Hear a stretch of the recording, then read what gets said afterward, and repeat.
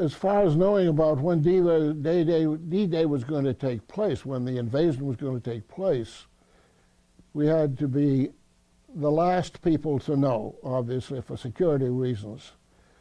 And although seeing the fleet build up the way it was quite obvious it was coming. In the actual D-Day morning, it was obvious that something serious was happening. Overhead was were the Allied planes, many of whom were towing gliders. We'd never seen gliders before. This business of taking troops in, enough troops with aircraft was a new thing to us. Purposely, the Allies had done their glider training in other parts of Britain, so we never saw them until D-Day. They flew over us because we were a checkpoint for the aircraft to know where they are as they left British soil in order to get headed the direction. It's a little bit like using Cape Cod as a checkpoint if you're trying to find where you are as you either approach or an aircraft approach or leave the United States.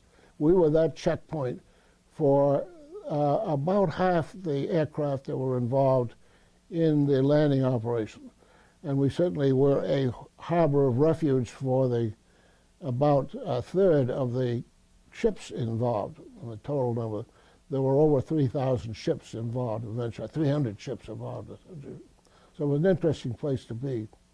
Regarding our knowledge of what actually was going on in the beaches, there was a real problem in getting that kind of news for security reasons.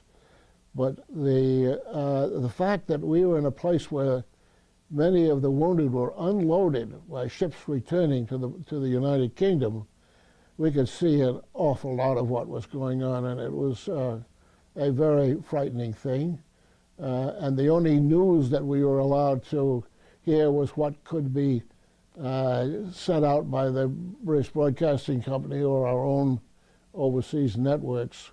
So it was an awe-inspiring place to be as you heard what's going on, you saw the results of what was going on, and all you were doing was applying bandages as they went by.